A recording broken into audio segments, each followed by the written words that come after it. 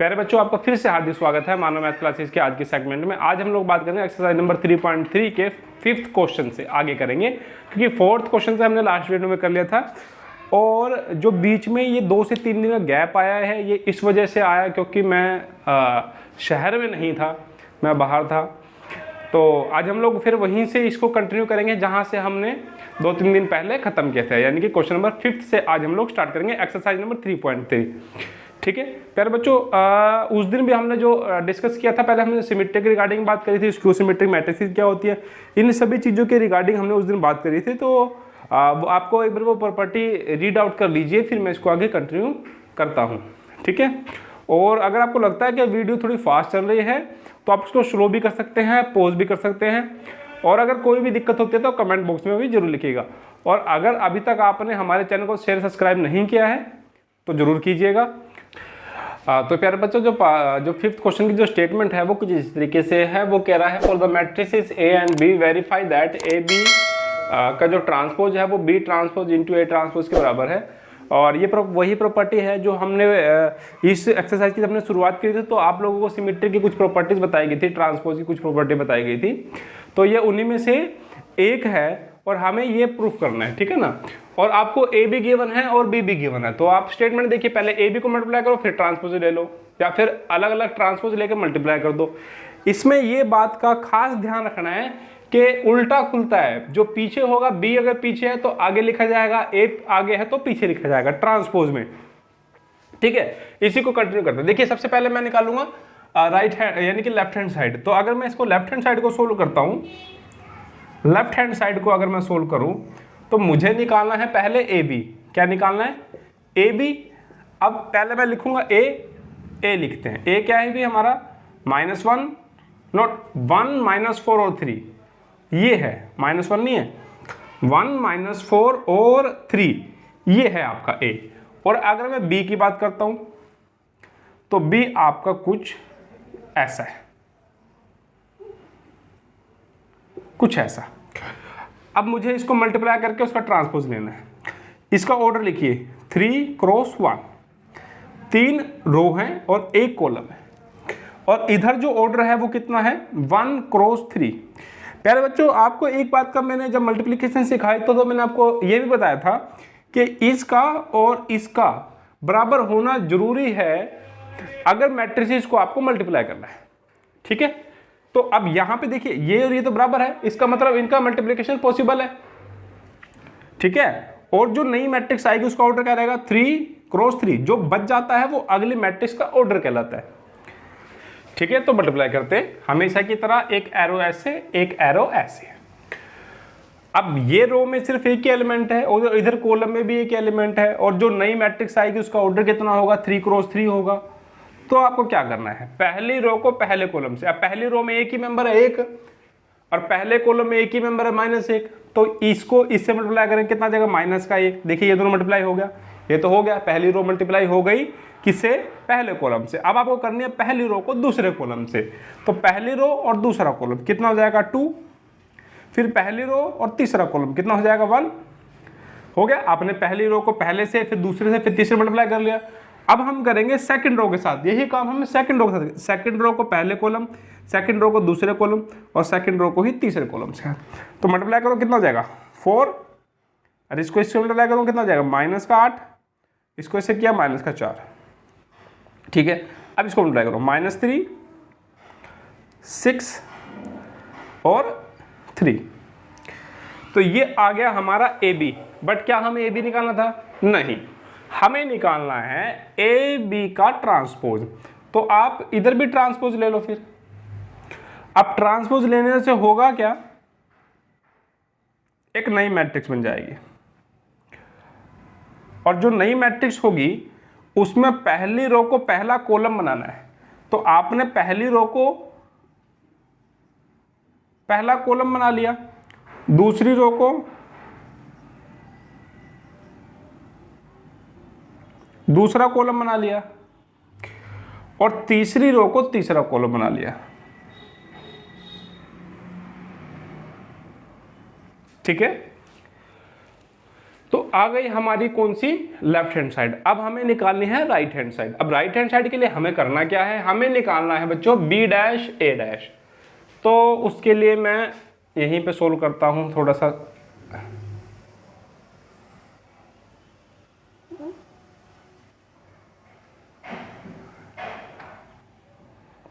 ठीक है, मुझे निकालना है बी डैश और ए डैश। तो पहले बी डैश पे आ जाओ, बी तो ये रहा, हमें निकालना है बी डैश। बी डैश कैसे हो जाएगा भैया, इसका ट्रांसपोज करना है ना, तो एक ही रो है, कॉलम बना दीजिए।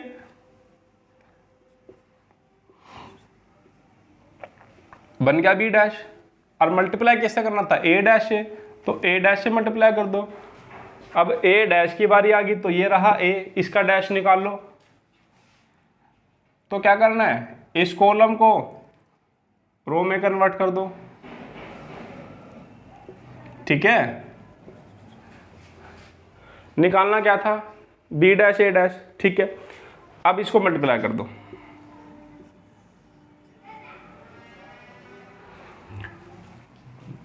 पहली रो को पहले कॉलम से, पहली रो को दूसरे कॉलम से, पहली रो को तीसरे कॉलम से, दूसरी रो को पहले कॉलम से, दूसरी रो को दूसरे कॉलम से, और तीसरी रो को दूसरी रो को तीसरे कॉलम से। फिर ऐसे मल्टीप्लाई होगा 1 -4 और 3। तो प्यारे बच्चों ये आया है हमारा बी डैश ए डैश, ये हमारा आया है ए बी के होल का डैश। अब ये दोनों तो सेम है, तो अगर मैं इस इक्वेशन को कंसीडर करूं इक्वेशन नंबर 1 और इस इक्वेशन को कंसीडर करूं इक्वेशन नंबर 2, तो हम लोग लिखेंगे कि from 1 and 2 we can say that AB whole transpose is equal to B dash A dash। ठीक है, उम्मीद आपको समझ में आ गया होगा। फिर भी अगर नहीं आया तो कमेंट बॉक्स में लिख दीजिएगा, हम उसको सॉर्ट आउट कर देंगे। और जहाँ तक बात रही फिफ्थ के सेकंड पार्ट की, तो बच्चों वो इसके जैसा ही है, वो आप एज अ होमवर्क ले लीजिए और उसको करके और उसकी जो पिक है वो कमेंट बॉक्स में जरूर डालिएगा। हम लोग आगे बढ़ रहे हैं क्वेश्चन नंबर 6 की ओर।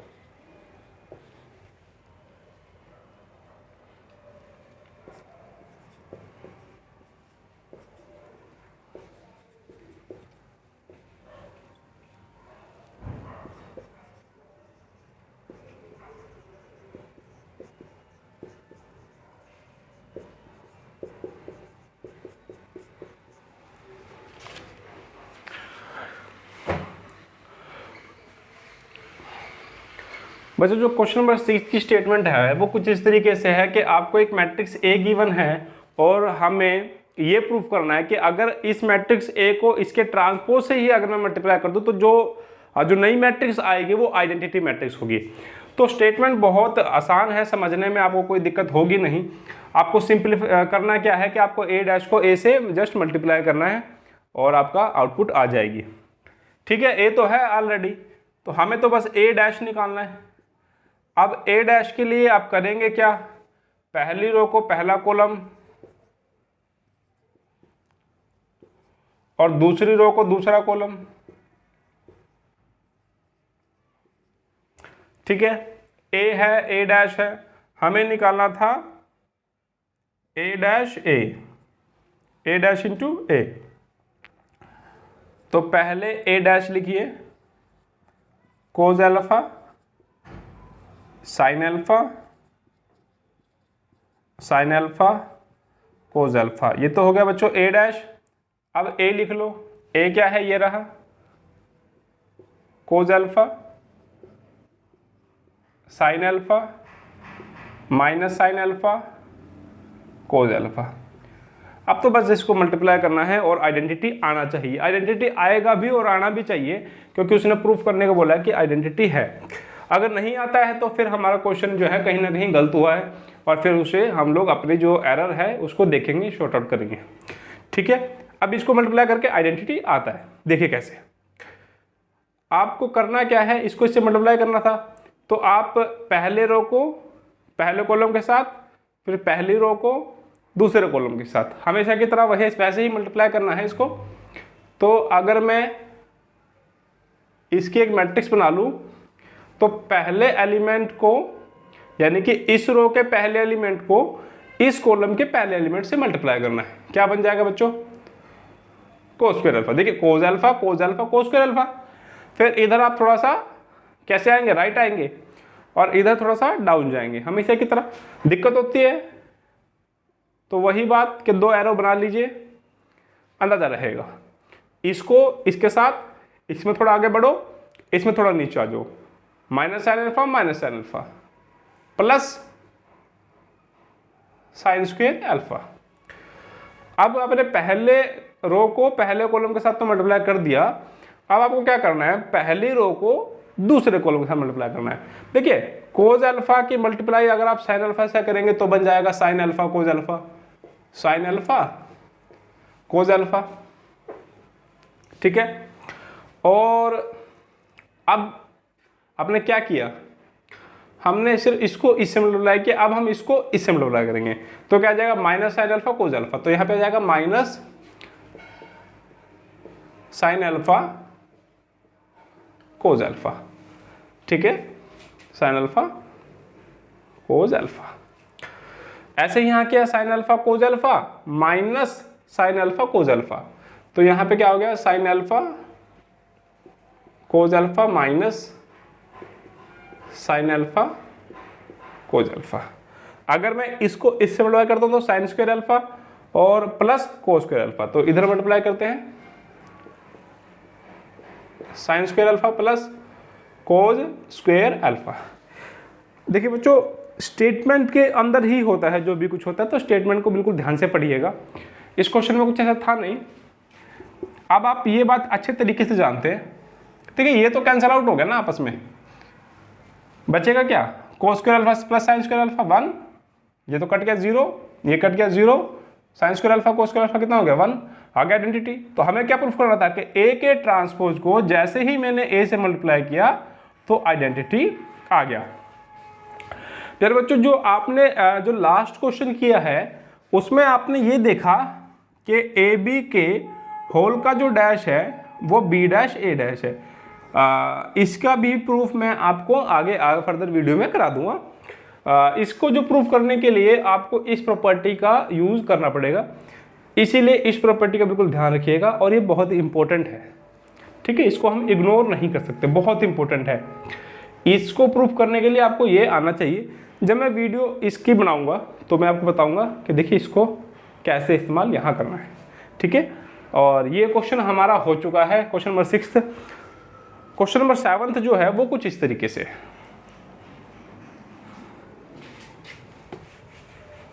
7 की जो स्टेटमेंट है वो कुछ इस तरीके से है। आपको इस मैट्रिक्स को सिमेट्रिक प्रूफ करना है और इसका जो सेकंड पार्ट है उसमें भी एक मैट्रिक्स आपको गिवन है, उसको स्क्यू सिमेट्रिक करना है।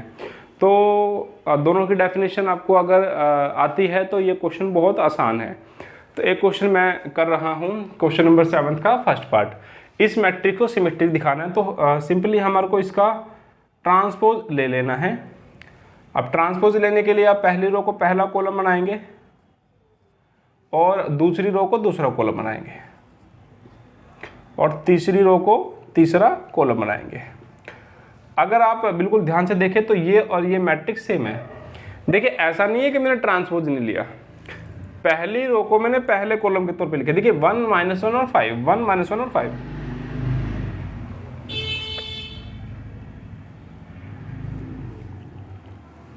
फिर मैंने दूसरी रो को दूसरा कॉलम लिखा और तीसरी रो को तीसरा कॉलम लिखा। तो हुआ क्या कि ये दोनों बराबर हैं, इसका मतलब आपका ए का डैश जो है ए के बराबर आया। तो आपने जो सिमेट्रिक मैट्रिक्स की जो डेफिनेशन मैंने आपको पढ़ाई थी उसमें मैंने बताया था कि अगर ए का डैश ए के ही बराबर आ जाता है तो उस तरह की मैट्रिक्स को सिमेट्रिक मैट्रिक्स बोलते हैं। और यहाँ पे देखिए ए का डैश ये था और यही ए था, तो इसकी वजह से हम लोग कह सकते हैं कि ये एक सिमेट्रिक मैट्रिक्स है। अगर यही अगर स्क्यू सिमेट्रिक का होता तो स्टेटमेंट का जो है वो सेकंड पार्ट देखिए कैसे होगा।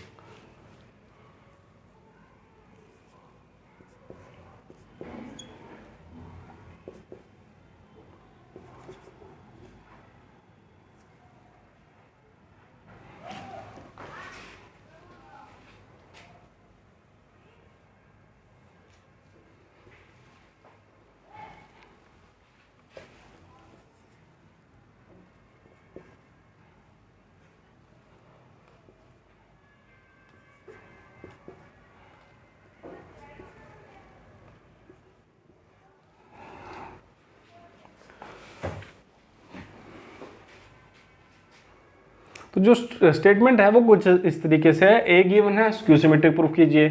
तो करना क्या है, इसका डैश ले लीजिए, पहली रो को पहले कॉलम के तौर पे लिखिए, दूसरी रो को दूसरा कॉलम और तीसरी रो को तीसरा कॉलम।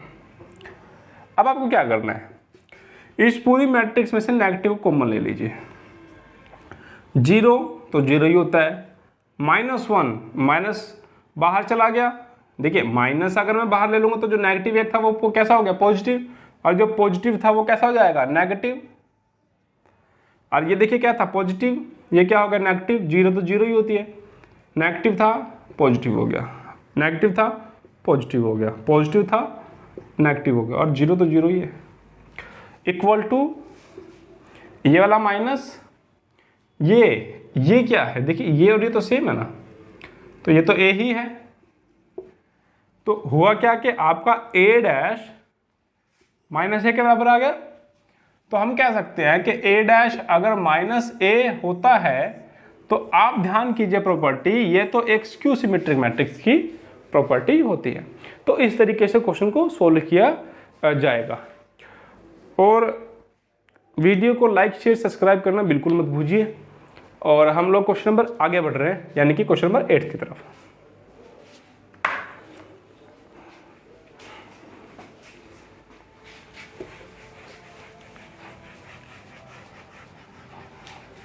है और आपको ये प्रूफ करना है कि A प्लस A ट्रांसपोज जो है वो सिमेट्रिक मैट्रिक्स है। तो आप देखिए जोड़ को सिमेट्रिक दिखाना है तो पहले जोड़ निकाल तो लो, जोड़ निकालना है और जोड़ के सिंपल निकालना नहीं, आपको A को जोड़ना है A ट्रांसपोज के साथ। तो सबसे पहला मेरा काम क्या रहेगा, मैं निकालता हूं A ट्रांसपोज 1, पहली रो को पहला कॉलम, दूसरी रो को दूसरा कॉलम। ये क्या आ गया जी आपका, ये आपका आ गया क्या, A ट्रांसपोज। हमें जोड़ना क्या है, ए जोड़ना है, तो जोड़ दो ए क्या है 1 5 6 7। और ये एडिशन है, इसमें कुछ एडिशन में कोई फर्क नहीं पड़ता, आप मैट्रिक्स को आगे भी लिख सकते हो पीछे लिख सकते हो, कोई डजंट मैटर। हाँ मल्टीप्लिकेशन में फर्क पड़ता है। चलिए जोड़िए इसको, क्या बन जाएगा, 1 और 1 2 6 और 5 11 5 और 6 11 7 और 7 14। A प्लस A ट्रांसपोज आपका आ गया, A प्लस A ट्रांसपोज हमारा आ चुका है। हमें करना क्या था, इसको एक सिमेट्रिक मैट्रिक प्रूफ करना। इस भाई साहब को सिमेट्रिक प्रूफ कर दो, ऐसा स्टेटमेंट बोल रही है। तो देखिए सिमेट्री के लिए मुझे क्या करना पड़ेगा, मुझे इसका ट्रांसपोज इसी के बराबर दिखाना पड़ेगा। तो मैंने क्या किया, दोनों तरफ ट्रांसपोज ले लिया। इस निशान को मैं थोड़ा सा इधर कर देता हूँ ताकि आपको नजर आए। तो मैंने इस तरफ अगर ट्रांसपोज लूँगा तो मुझे इधर भी ट्रांसपोज लेना पड़ेगा। और अगर मैं ट्रांसपोज की बात करता हूँ तो आप पहली रो को पहला कॉलम बना दो और दूसरी रो को दूसरा कॉलम बना दो, हो गया ट्रांसपोज। अब आप ये देखिए कि इस मैट्रिक्स का जो ट्रांसपोज है वो इसी के बराबर है। इस मैट्रिक्स का ट्रांसपोज इसी के बराबर है। इसका मतलब ये मैट्रिक्स क्या है, सिमेट्रिक। और ये मैट्रिक्स थी कौन, a प्लस ए डैश। हमने देखा कि a प्लस ए डैश जो एक मैट्रिक्स है, इसका transpose a plus A dash के बराबर ही है। इसका मतलब क्या है कि a प्लस ए डैश एक सिमेट्रिक मैट्रिक्स है। ठीक है, उम्मीद आपको समझ में आ गया होगा। और हम लोग आगे बढ़ते हैं। इसका जो सेकंड पार्ट है वो बिल्कुल सेम है। जहाँ नेगेटिव है हमें प्रूफ करना है कि a माइनस ए डैश जो है वो एक, यानी कि a माइनस ए डैश जो है एक स्क्यू सिमेट्रिक मैट्रिक्स है। तो सबसे पहले आप a ट्रांसपोज निकाल लीजिएगा, फिर a में से घटा लीजिएगा। तो जो आएगा, जो मैट्रिक्स नहीं आएगी वो होगी आपकी a माइनस ए डैश। और आपको करना क्या है, उसको स्क्यू सिमेट्री दिखाने के लिए क्या करना पड़ेगा, उसका ट्रांसपोज जो है उसी मैट्रिक्स के नेगेटिव के बराबर दिखाना है। यानी कि कुछ ऐसा करना है, a माइनस ए डैश का जो ट्रांसपोज होगा वो a माइनस ए डैश के नेगेटिव के बराबर आना चाहिए। तब जाकर के a माइनस ए डैश क्या बन जाएगा, स्क्यू सिमेट्रिक मैट्रिक्स। तो आप ये अच्छे से कर सकते हैं, इसमें कोई डाउट आपको आएगा नहीं। प्यारे बच्चों, उम्मीद है आपको आज के जो सेशन है वो पसंद आया होगा। मैं जानबूझ करके लंबी लंबी वीडियोस नहीं बना रहा हूँ, छोटे छोटे पार्ट्स में डिस्ट्रीब्यूट कर रहा हूँ वीडियोस को, ताकि आपको क्वेश्चन तक पहुँचने में आसानी रहे। मिलते हैं अगली वीडियो में।